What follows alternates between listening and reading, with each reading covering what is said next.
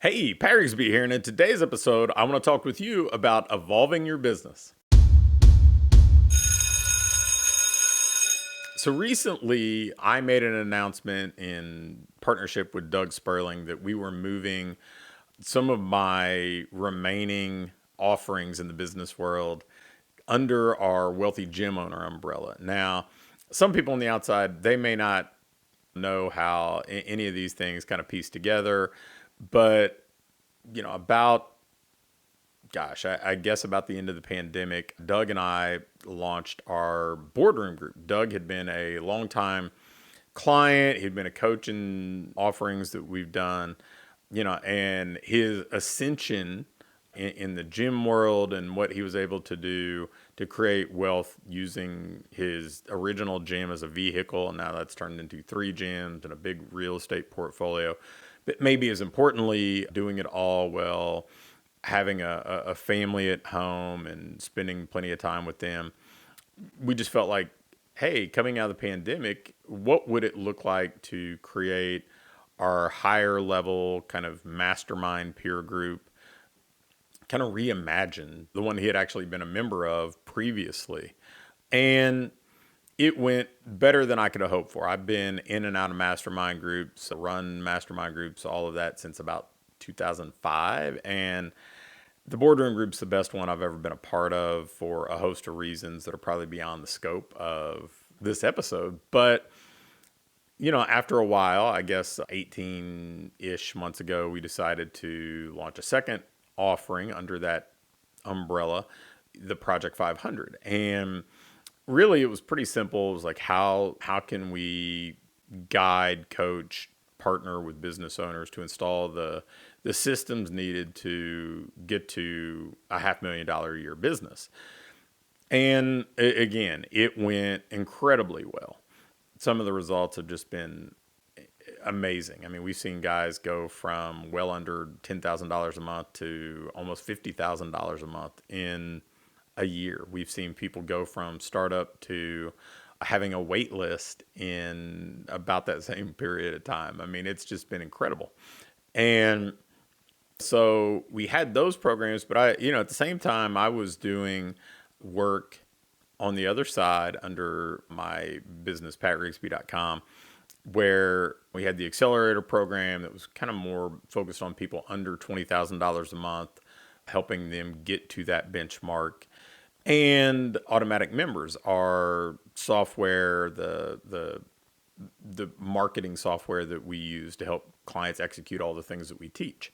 And so we basically just decided, hey, these all work better together. Instead of kind of being cousins of one another, let's make this just this completely interwoven system where there's kind of an ascension path if somebody wants to move from the Accelerator to Project 500 to Boardroom, but also the ability to know that the systems, the roadmap, everything else is congruent. So at whatever point somebody says, hey, that's where I'm happy ascending to, they can know they're getting our best stuff for that level of business. And then we also, we've got a kind of a boutique agency, Gym CMO, where we run ads for clients exclusively, so we can help not only generate front end interest, generate leads, generate demand, but also because we know them, we get to work with them pretty closely. We can make sure that they're maximizing the value in the relationship with those leads. So being able to put everything under that umbrella, I thought was just such a great move for so many reasons. But I also thought that it was kind of instructive of how we all probably need to think as business owners. We all need to be thinking about, how do I skate to where the puck is going? How do I evolve and adapt so I can compete favorably, not just today, and certainly not using last year's ideas or 5 years ago's concepts or tactics, but how do I set myself up to succeed going forward?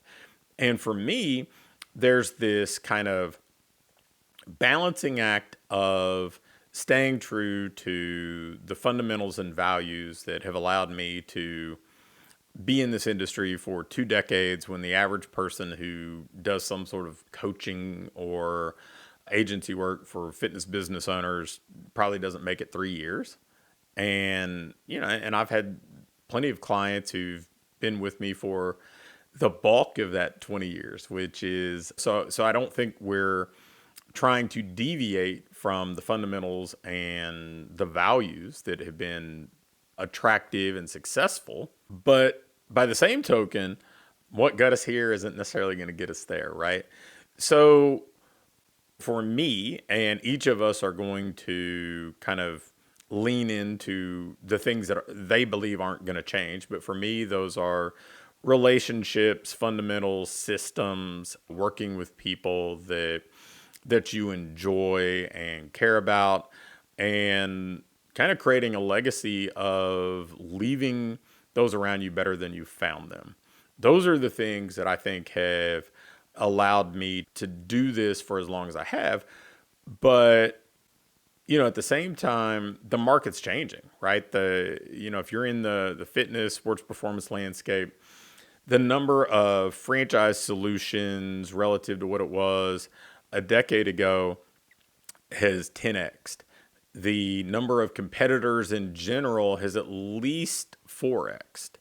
There are more consumers who've had an experience with training gyms. The bar or expectation or standard of what it takes to be an owner in this landscape has definitely evolved a lot. There's no more, hey, I'm just going to be good at my job and word of mouth is going to carry us through. No, you have to operate like a real business owner. Even if you are still going to be a coach on the floor because that's what you're passionate about, it doesn't change the rules or standards that you have to be an effective business owner. You've got to be good at marketing. You've got to be able to effectively manage operations. If you're going to scale beyond just being a solopreneur, you've got to be able to lead a team. All of these things are kind of table stakes, and the market has definitely evolved that way a lot. So for me, if I'm saying, okay, how do I set our clients up to succeed going forward, I've got to be adaptable. I've got to continue to learn. I've talked about it at various points. It's important to me to always kind of try to stay one step ahead. I'm a partner in an AI venture capital fund because I want to know how AI is going to affect things. We got plenty of people who claim to be AI experts in our industry because they watched a couple YouTube videos or they read a book or they saw some stuff on social media and played around with Chat GPT. Well, I'm investing in the same fund that has bought or invested in like 115 different AI companies. So I feel like that's what it's going to take to be able to stay ahead. It's not enough to just dabble. Doug is proving out the concepts we're teaching our clients by opening up 2 new gyms in the last year and, well on his way to pursuing a 4th opening. So we're doing some things to maybe stay one step ahead in every way, shape, and form is the best way that I'm thinking about it. And I think that all of us benefit from that. I think all of us benefit from saying, hey, you know what, fitness or my business or whatever else, we can be nostalgic. We can say, hey, this was great when we did this, or I really liked that. But the market changes, the consumer preferences change. There are certain fundamentals that are going to continue to hold true for probably as long as you do this.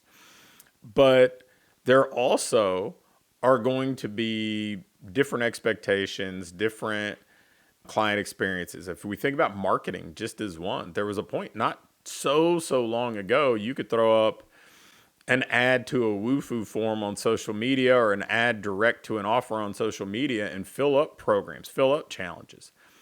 Those days have passed. It's not the way that people consume social media anymore. It's not the way that people shop anymore.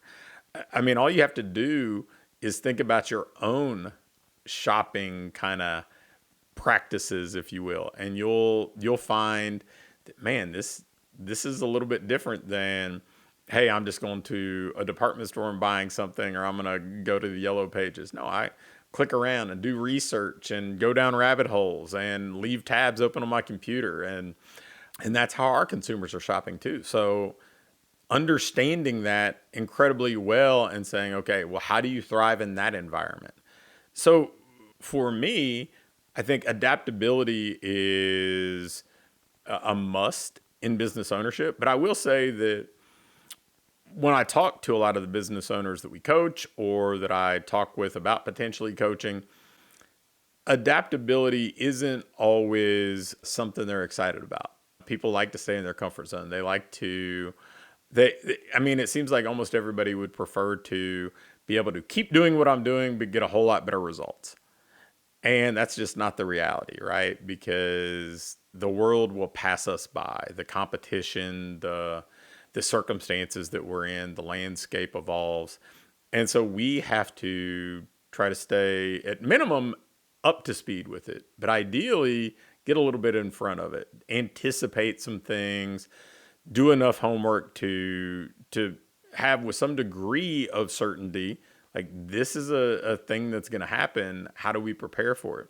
So if you feel like you get stuck, if you feel like you hang on to your comfort zone or the way things used to be and it's not serving you well, I can tell you that I've been doing this for a long time and I've been coaching people for 3 decades now. If you don't adapt, it is the kiss of death. Now, it can be a slow one. It is the kiss of death. Every business that doesn't adapt dies. So you just got to decide, am I going to adapt defensively and reactively, or am I going to be proactive and play offense and get in front of this? Because those are the people who always do the best. So hopefully just a little bit of my own experience here, a little bit of how I'm doing this in practice, can help you in your next steps, making the next right moves to have the business that you want to have in the future.